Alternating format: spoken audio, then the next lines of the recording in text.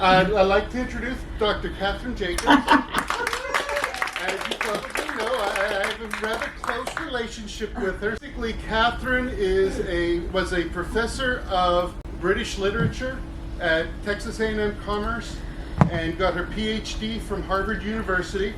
She has been retired for the last 5 years, doing a lot of traveling. Yay, people can hear too.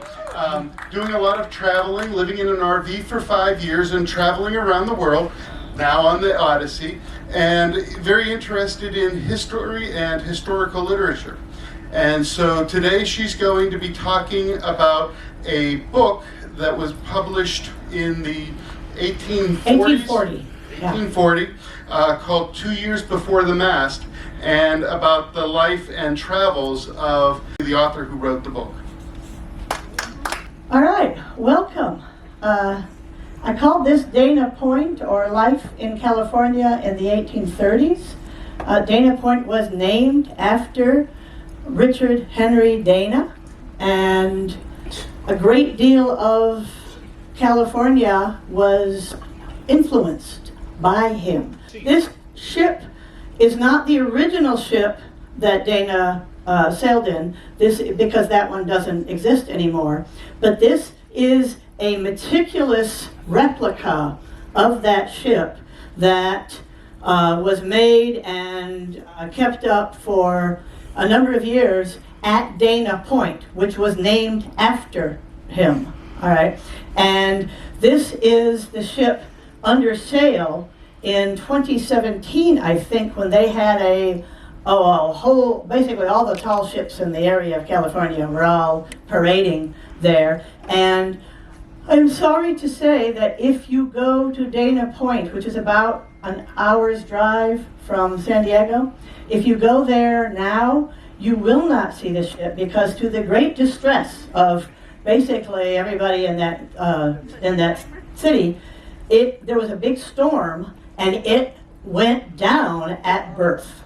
All right, and they looked at resurrecting it, and I don't know much about it, but between the condition of the ship and the cost of resurrecting it, they decided they could do it. It was a big draw. I mean, people, all the tourists and people went to see this ship and crawl all around it, just like some of you probably were at the Maritime Museum in San Diego, just like you were there. But it's gone now. All right, so this is the ship. And this is basically why it matters. Richard Henry Dana popularized, I don't mean he was the only person to do this, all right, but he was a big part of popularizing California in the U.S. before California was even a territory, which occurred in 1848. Dana helped make it part of the everyday American's imagination. He contributed mightily, in other words, to the myth of the West. And Dana himself became almost a representative American, young, energetic, open to experience, eager to learn new skills and share them. It doesn't hurt that he is also a likable protagonist who made lifelong friends on board ship with people who had very little in common with him to start with, and you'll hear more about that. Not many of us are as open, as welcoming to radically new experiences as Dana was. Ultimately, I suppose Dana was ready for something more than his old Boston colonial milieu, and America was ready for him. All right. This is the best picture I could find of his route. Most of the maps I found basically cut off most of South America. I don't really know why they did that. But you can see that he started off in Boston, and because there was no Panama Canal at this time, went all the way down and around, and then worked in California for a while, and then came all the way back. It's a long way, it's a tricky, rough kind of route, and of course they had no weather reports and no modern tech to do it in, so there's a certain risk involved. He sailed out in the Pilgrim, which was an 87-foot, two-mast brig, and then his captain shifted to another ship called the Alert, and he took he took Dana with him, and that was a 113-foot, three-masted brig. And the photo, of course, on the last page, is of that first ship. Okay. This is Dana.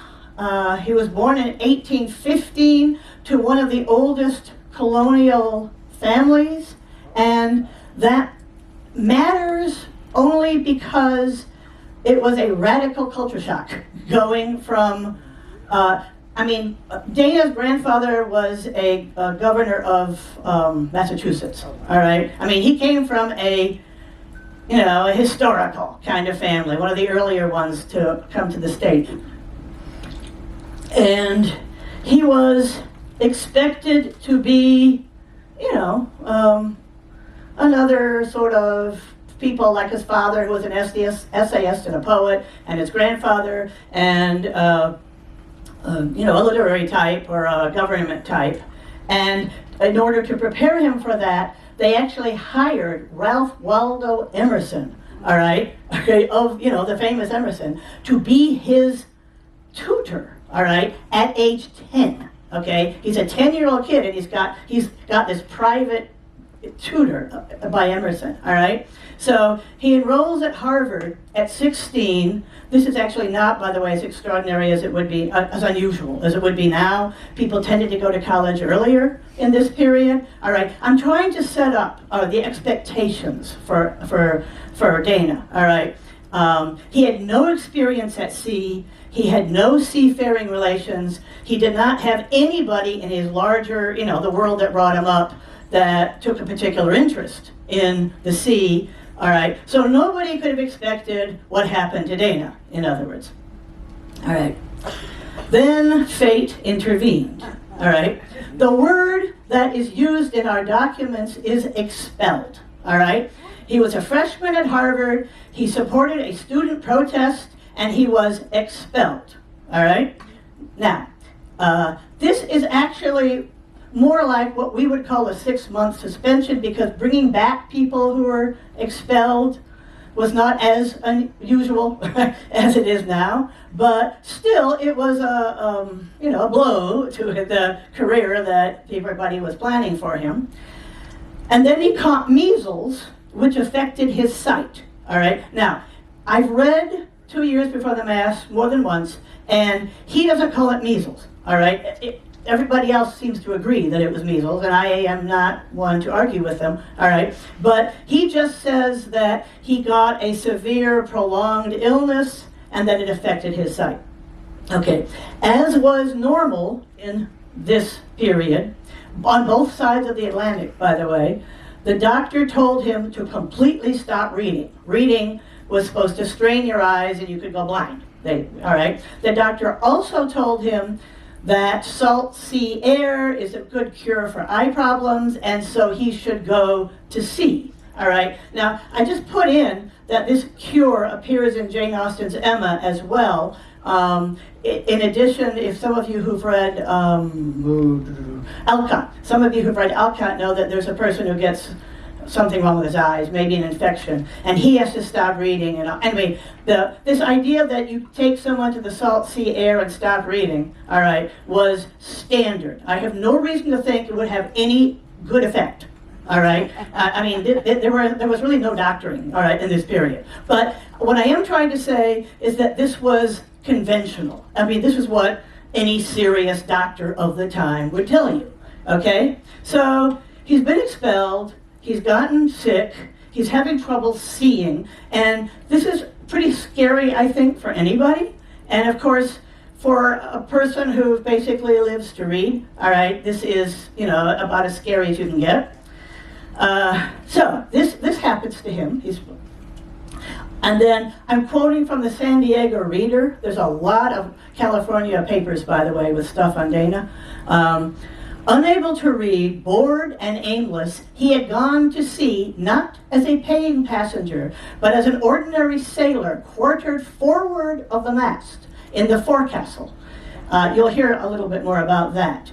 He had never sailed in his life apart from launching toys on a duck pond, yet he shipped out of Boston, rounded Cape Horn, spent 18 months at hard labor loading ships with cowhides taken from the wild California coast, and returned a hero to his classmates and narrated his adventure in an extraordinary book, 2 Years Before the Mast.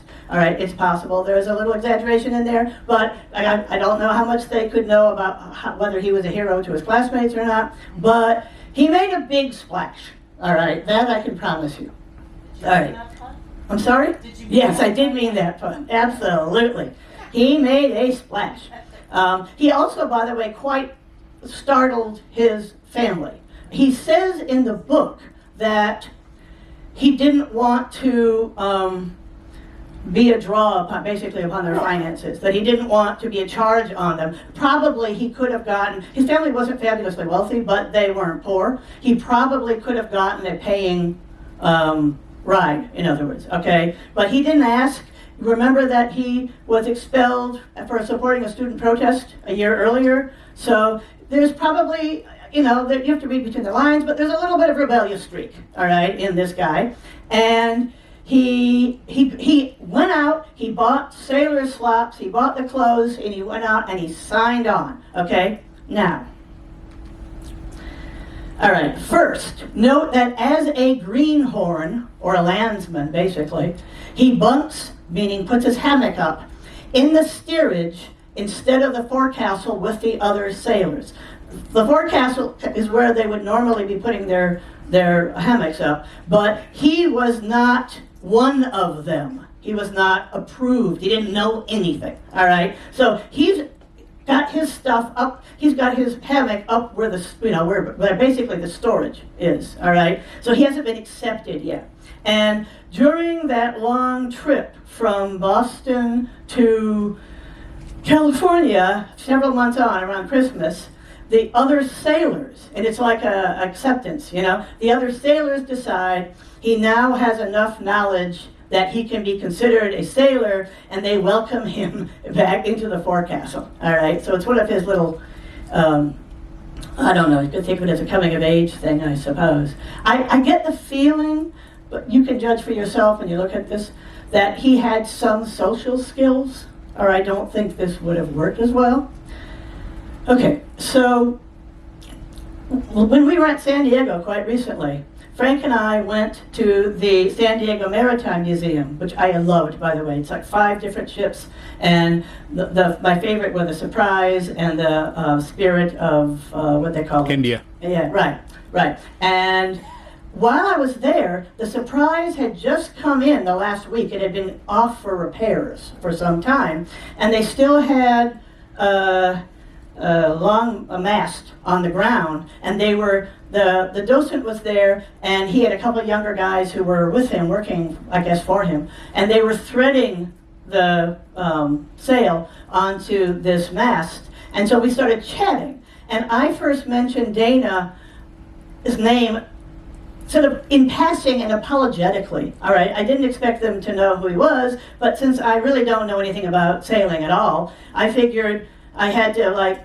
explain where I was coming from. So I mentioned that I got this from Dana. Oh boy, he had read Dana. The young man who started talking to me, who worked for him, had read Dana. I mean, I just didn't expect that, you know. They had read him, and they started talking to me about him. And the docent was talking about how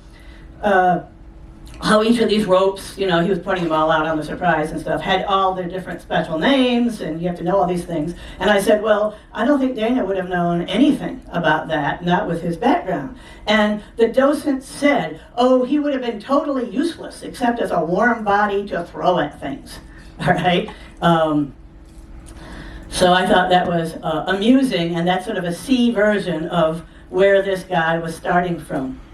And then the next quote is from the Smithsonian. The Smithsonian has a somewhat more literary, I guess, perspective, so they're trying to be complimentary, but they describe him as a naif, which I think, if you read it, is true. A naif, not yet prejudiced by experience. I love that phrase. All right. He shares something new on every page. Whale songs and icebergs, smashing storms, the captain's violent discipline, the total silence of the sea at night. His vivid writing lacks literary self-consciousness. And I think that last bit is completely true and important. He's not trying to write a work of literature. He kept a diary. Oh, I didn't mention this, but when I don't quote a source, he's my source. He says in his book that when he first shipped on, and he particularly tells us he got the lowest possible wage. I mean, whatever boys get, who are not yet hands. He got the lowest possible wage.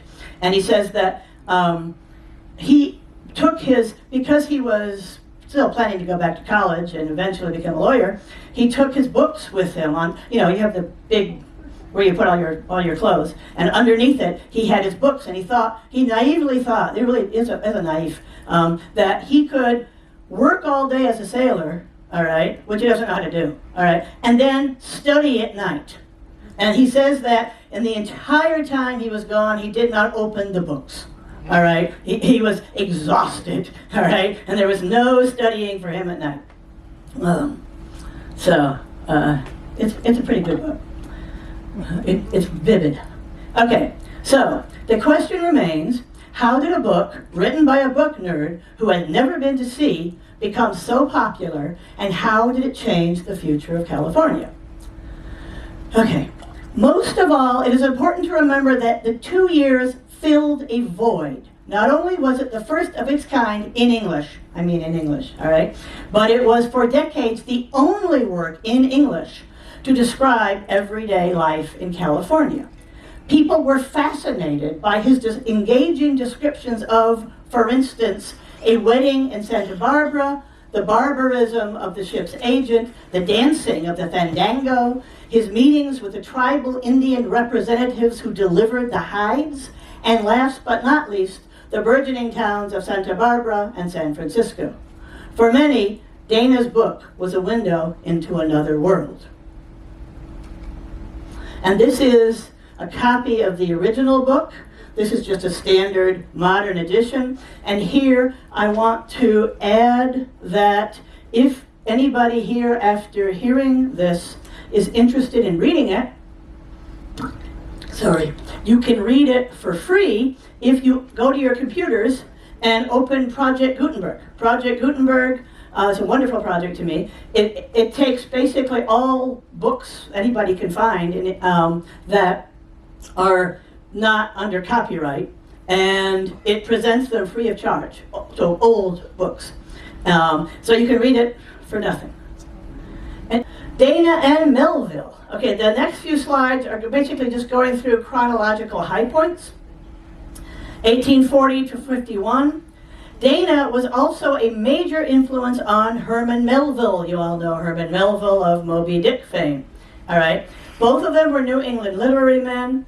Melville, like Dana, shipped out as a sailor for 18 months, so they had much in common. By the way, Melville, I don't know the polite word for deserted. He jumped ship. He got tired of it. All right. Dana finished what he signed up for, but anyway, he and Melville was on a whaler, not a brig, but they had a lot in common, and they became friends. And when the 2 years was published in 1840. And the Melville was writing Moby Dick in 51, and in those 11 years, the two authors, when they corresponded frequently. Melville's high opinion of Dana and the influence he had on him is apparent here. He writes in white. This is Melville writing in white jacket. But if you want the best idea of Cape Horn, get my friend Dana's unmatchable 2 Years Before the Mast. But you can read, so you must have read it. As if, if you haven't read it, you can't really read, all right? His chapters describing Cape Horn must have been written with an icicle. So, cultural and historical influence. When 2 Years was first published in 1840, there was widespread curiosity about the West, but little real information. People were interested, but it might not have been as influential if fate had not once again intervened. In 1848, however, gold was discovered in California, and English-speaking people poured west by the thousands. Dana's book was reprinted again and again. Roughly 200,000 copies were printed in his lifetime, and volumes become dog-eared. We know because we have a few left. A few have survived being dog-eared. All right, passing from hand to hand. There are various quotes, which I didn't put up here, saying that for most of the people who were emigrating to California, directly or indirectly, because they hadn't all read Dana, but directly or indirectly, most of the information they had came from Dana. All right, I mean, there was other stuff written in Spanish, but if they didn't read Spanish, that was what they had. But he comes back to Boston, and 24 years later, he goes back to California. This was a pivotal experience in his life. So he goes back in 1859, this time as a paying passenger, so he's more comfortable. And at least if you believe what he says in his book, he finds himself famous. I mean, he was really surprised, all right? He said almost everyone in California seems to have read his book. So famous was he, in fact, that the fandango dancer he complimented by name in the book was routinely introduced to others, and this is over decades after the book, all right, as the dancer of Dana's book. There was a wedding, there was a big wedding, all because the sailors of the Alert, the Alert was supposed to be going home early, and it hit a terrible storm, and so it stopped in Santa Barbara for repairs. It was there for months, like 9 or 10 months. And while it was there was this big wedding of some wealthy people, and the sailors were all invited, which was a nice gesture that they wouldn't necessarily have expected. And Dana had some other sort of privileges. So anyway, he describes, he had never even heard of the fandango or the dance, and he describes in detail, how the guy moves and how she moves and what it looks like for his audience, his English-speaking audience. And I mean, in middle age, this woman was a young woman, but in middle age, she's still, this is the woman in Dana's book. So it marked her. It also marked Dana.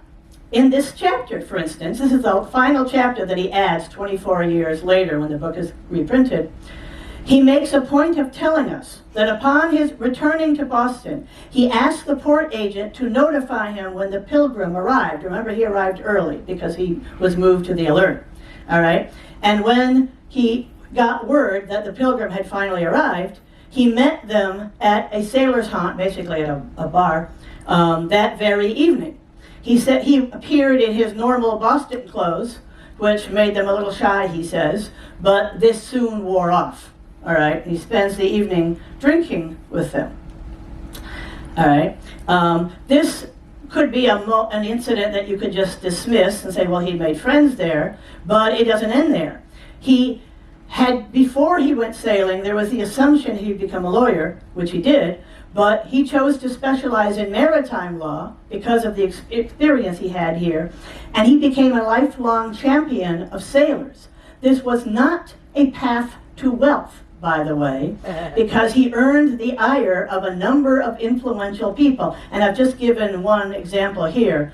For instance, in 1839, he castigated in print one of his own law school professors, who was also a judge, all right? So that's not, generally considered a smart thing to do, for giving a basically token punishment to a ship's captain and mate who killed the ship's cook, beating him to death for not laying hold of a piece of equipment.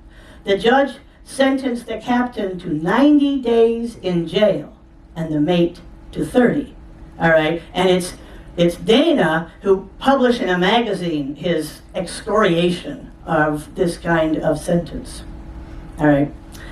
He also published in 1841 a work called The Seaman's Friend, which became a standard reference work for a long time. It spelled out both the responsibilities of sailors and their legal rights. He was quite clear in this chapter that most sailors that he knew didn't know their legal rights, all right? And he knew them. So he did a whole lot of pro bono work for sailors, representing them over the rest of his career. Comments? Okay. So then I thought I would just tell you, I mean, I can't tell you the whole book, but I can tell you a little bit of the book. Dana liked California overall. He's got a pretty cheerful attitude. He's open to these experiences. But nobody liked working the stiff, untreated hides, which had to be carried from the cart on their heads and flung over the cliff to the beach below. There was the road went up to basically the edge of the cliff. Then they're down the cliff. There's sand, and the ship is on the sand, is down there, and so they have to throw these over. And like most, cliffs that are not completely dead straight, it had bushes and scraggly things on it, and they kept catching at the hides. So 12 of them got stuck halfway down the cliff. This is at Dana Point, and you will see at the end of this a statue at this exact point celebrating this work that they did.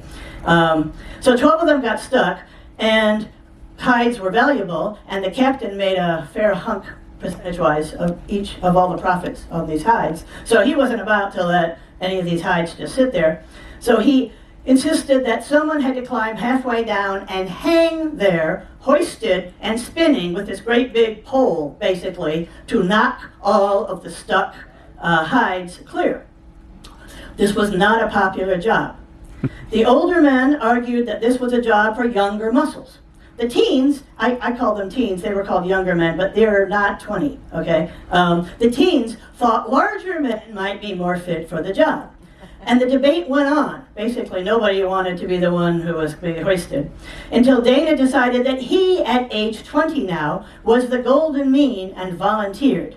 All right? And I think this story also sort of shows why, one, he was relatively popular, despite the basically class difference, all right, with the other sailors. And also why, when he said, I really would like to get back to Boston, you're being transferred to the Alert, could you transfer me too? And they traded him for a boy who was working on the Alert.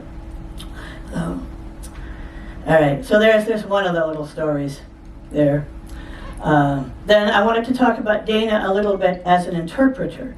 It is very hard to know how much language background Dana had. He does not emphasize his linguistic abilities. Very far from it. He says he has modest Spanish. I couldn't even find out any hard evidence that he had Latin, but he really almost had to have had Latin. In this period of time, as a young man going to Harvard, Latin was just central to education. So he probably had some Latin, but since he seems rather humble about his linguistic abilities, I am willing to believe that maybe a lot of his friends in college were better at it. Anyway, he was basically the one-eyed man leading the blind, however, because nobody else on the ship had any other languages, and the captain instantly picked him, and this is what Dana says, for his language background, all right? From any time he needed somebody to talk to somebody who didn't speak English, Dana had to do it, all right? Now, he was sort of a universal translator, and Dana had some Spanish, and he got pretty good at Spanish before he left, all right? He is emphatic that he did not have any of the Indian languages, and I'm using that word because he did, all right? But he didn't have anything of those languages. But the hides that were delivered in big piles, basically, to be picked up by the ships, a lot of them, majority of them, were delivered by Native Americans. And from the tribe to represent them, and Dana was always sent there, and of course Dana didn't have any of that language. There was a sort of a pidgin, a patois, that was made up of, some Indian words and some Spanish words and some English words, and it was used sometimes for trade, and so he got pretty good at that. But anyway, it was one of his jobs to be he was the go-to language person, and whether he felt particularly qualified did not matter. Now, I wanted to show you what can happen if you don't treat the crew well. All right. Excuse me just a second. All right, there was an agent, he writes, I've quoted this on the text, but there was an agent who they worked with, and then the captain ordered them to return him to the, I forgot the word for it, mission, to return him to the mission where he was staying. So it was a 30-mile trip, basically. They took him in a drenching rain in a small boat. There was no, jammed, so there's no room in the boat really to turn around. This is what Dana says. The agent having gone up to the mission and left the men to their fate, making no provision for their accommodation, not even sending them anything to eat. So they spend the whole night in this boat with nothing to eat in this off and on, sometimes heavy rain, all right, and it's cold. And after this, they have to pull 30 miles to get back to the ship. When they get on board, they were so stiff they could not come up the gangway ladder. This filled up the measure of the agent's unpopularity, and never after this could he get anything done by the crew. And many a delay and vexation, and I like this part, many a good ducking in the surf did he get to pay up old scores or, quote, square the yards with a bloody quill driver. All right? That was how they got their revenge. By the way, Dana was supposed to be one of those, the night before, he'd been told he was going to be one of those 4 men. And then in the morning, it's at the last minute, I don't really know what happened, he's not real clear. They switch. He doesn't end up having to be one of these 4 men, but it came close. This is just a quote that I'm put in there because we just left, San Fran, and Dana was totally wowed by his first appearance in San Francisco Bay. We sailed down this magnificent bay with a light wind, the tide, which was running out, carrying us at the rate of 4 or 5 knots. It was a fine day, the first of entire sunshine we had had for more than a month, by the way, so fog must have been common. I really would hate to be out there in the fog without modern tech. We passed directly under the high cliff and stood into the middle of the bay from whence we could see small bays making up the interior, large and beautifully wooded islands and the mouth of several small rivers. If California ever becomes a prosperous country, this bay will be the center of its prosperity. The abundance of wood and water, the extreme fertility of its shores, the excellence of its climate, which is as near to being perfect as any in the world, and its facilities for navigation, affording the best anchoring grounds in the whole western coast of America. So he was very wowed with his first appearance as they floated in to San Francisco. All right, so up till now, while I've been trying to go somewhat chronologically, I've also tried to explain why he had the influence he did, all right, on not only Californians, but on Easterners who had no idea what California was like, and this was their window, okay? He was appreciated in his lifetime and after. So in 1880, the current town, it's still called that, by the way, it's about an hour from San Diego, is the town of Dana Point took his name. And they put up this statue of Dana the sailor, one of the many who helped make California what it is today. So that's their depiction of Dana, and there's, writing, in bronze and stuff below it, telling some of his story. So they're proud of him. And there's a house with this, ceramic. This ceramic picture of, this is both their rendition of the Pilgrim, and let's see. No, it should be the Alert. I'm sorry, because it's the Alert that spent so long in Santa Barbara. But anyway, this is the house where the wedding took place, and they put up this tile to commemorate his visit, the 1835 visit, and his lively description of the wedding. And if you go there, you can see this to this day. It's still there. So, they make a big deal of this. All right. Now the attention continues. I couldn't help but notice that in this statue, they depict Dana basically as a sailor rather than, the Boston man, and without a shirt. And you will see this is an advertisement for the 1946 2 Years Before the Mast movie. All right, and I was looking at various advertisements, and I could not find any that showed Alan Ladd with a shirt on. All right, they were definitely they were really showing off his chest.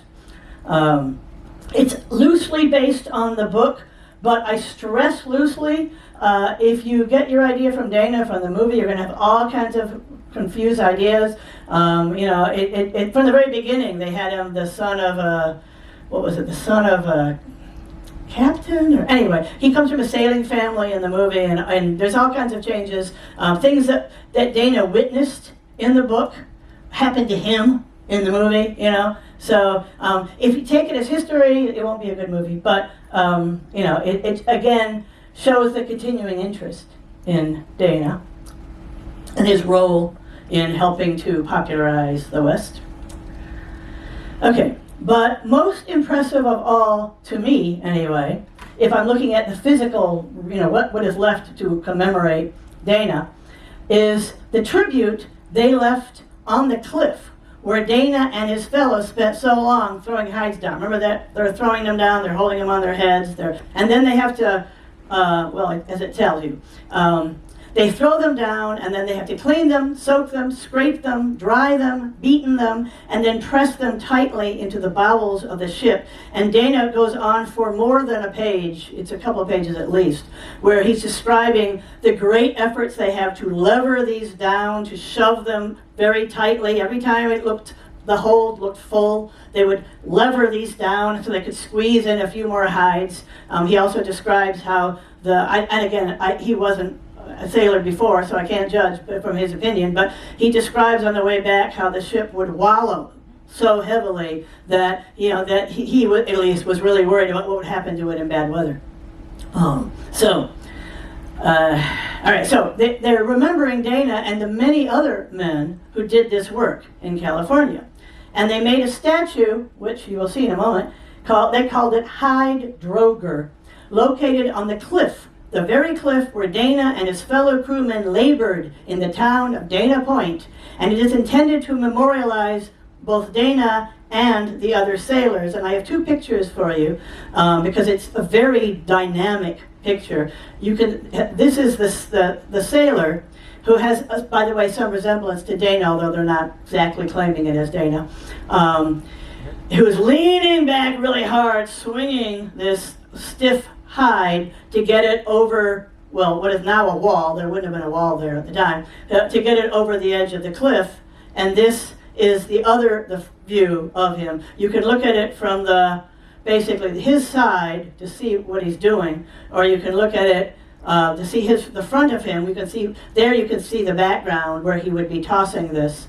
But it's a pretty impressive statue, at least I think it is.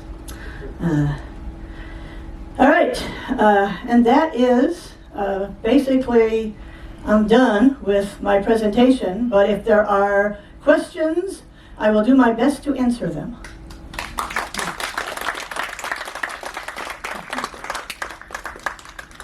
Yeah. So is Belfast going to put up a memorial to the Odyssey for being repaired? They should. They absolutely should. Oh, yeah, it would be delightful. Well, there was that quote upon what was it? The new mayor said that you guys in Belfast. I missed Belfast by 13 days, sorry, but that you Belfast people had been there longer than he had.